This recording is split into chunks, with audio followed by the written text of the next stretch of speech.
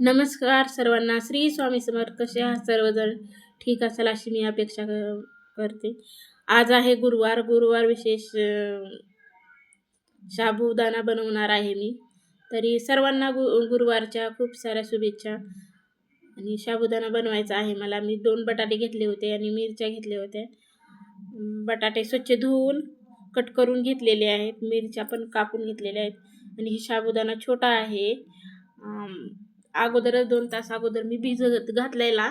आता पूर्ण मोकळा झालेला आहे भिजून. आणि शेंगदाणे पण घेतलेले आहेत, ही जाडसर मोठेच वाटून. आणि चवीनुसार मीठ. आज मी तेल न टाकता आज मी तूप घालणार आहे. हे पहा, रात्रीच आणलंय आमच्या आहोंनी तूप गीर गाईचं. मग मी म्हणलं चला बघूत कसं लागतंय कसं नाही, ट्राय करू आपण.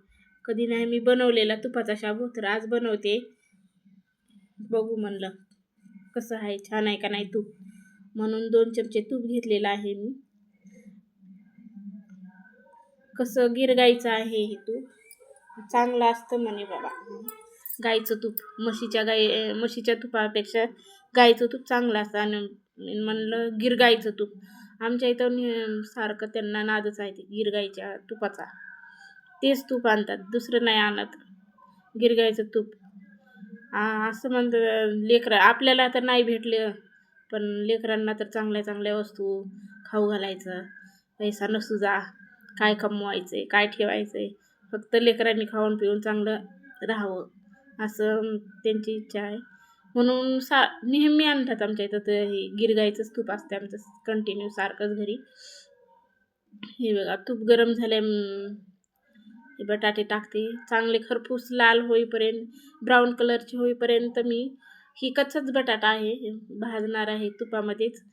मग छानपैकी असं भाजून घेणार आहे मी खरपूस होईपर्यंत. कच्चा असल्यामुळं शिजत नाही असं नाही, शिजतं असं बटाटं. असं परतल्यानंतर बी एकदम मऊ शिजतं. थोडंसं मीठ टाकणार आहे, कारण की थोडंच टाकणार आहे, कारण की जास्त जर मीठ टाकलं तर बटाटाच खरट लागणार आणि नंतर शाबूला मीठ नाही लागणार. म्हणून ही बटाटं थोडंच भाजण्यासाठी पटकन भाजतंय ना मीठ टाकल्यानंतर. म्हणून मी थोडंसं टाकलं आहे, पुन्हा बाकी नंतर टाकणार आहे मीठ. शाबू टाकल्यानंतर हे चांगलं छान असं खरपूस भाजलेलं बघा. कलर वेगळा आलाय, बुडबुडे आले ते बटाट्याला, फुगे आल्यासारखे. छानपैकी भाजलेला आहे. आता हिरवी मिरची कट करून घेतलेली आहे मी, ती टाकणार आहे. ती पण थोड्या वेळा असं तळून घ्यायची आणि पुन्हा नंतर शाबू टाकायचा आहे मी.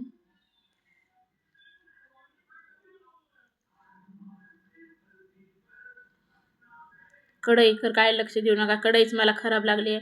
किती घासली कढई निघतच नाही आहे. स्टीलची घ्यायची आहे पण आता भेटतच नाही.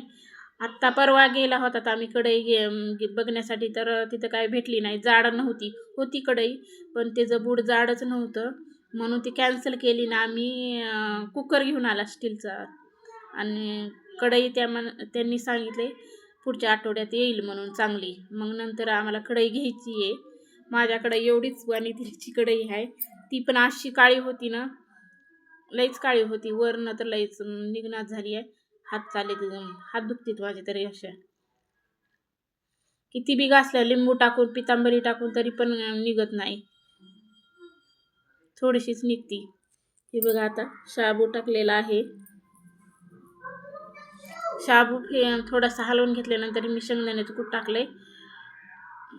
आणि ही माझ्या पुरताच नाही आहे शाबू, असं कुणाकुणाच्या घरात असतंय फक्त शाबू खाण्यापुरतं उपवास धरायचं. माझ्या मुलांना पण लईच खूप आवडतो, म्हणून मी जास्तच प्रत्येक वेळी जास्त भिजू घालते. ते 3 आहेत, मी आहे, मग चौघांसाठीही बनवलेला आहे मी शाबू. बघा असा मुलांना तर लई आवडतो शाबू. आम्हाला पण खायचं म्हणून, आम्हाला पण भिजत घाल म्हणून सांगतात ते अगोदर. पण मी प्रत्येक वेळेस मी टाकते जास्तच शाबू. ही शाबू पावशेरच्या वर असेल बघा, अंदाजेच टाकलाय एवढा भिजत. असा हलवल्यानंतर थोडं 2-5 मिनटं मी आता ह्याला झाकून ठेवणार आहे. मऊ होईल आता झाकून ठेवल्यानंतर. बघा छान झालाय. असा थोडंसं झाल्यात गाठी पण झालाय मोकळा. हे बघा चौघांना केले आता प्लेट. कसा वाटला व्हिडिओ? हे बटाटा म्हणतात कच्चं राहते पण नाही आहे. हे बघा असं मऊ एवढं होतंय. कसा वाटला व्हिडिओ? आवडला असेल तर लाईक करा. चॅनलवर जर नवीन आला असेल तर चॅनलला सबस्क्राईब करा प्लीज. हे बघा मला तर ही शाबू आहे ना दही टाकून खायला आवडतो. सर्दी एवढी झाली ना मला तरी पण मी दही खाते. काल पण खाल्लेलं, आज पण. थंडीचे दिवस आहे, थंडी आहे एवढी पण खावंच वाटतंय असं दही. मग काल पण खाल्लेलं मी. रोजच खाते, कालच नाही आज पण नाही, रोजच दही खाते. आपलं केसांसाठी ते चांगलं असतं. दूध बीत खाण्यापेक्षा दही खाल्लेलं चांगलं. मग आवडला का व्हिडिओ?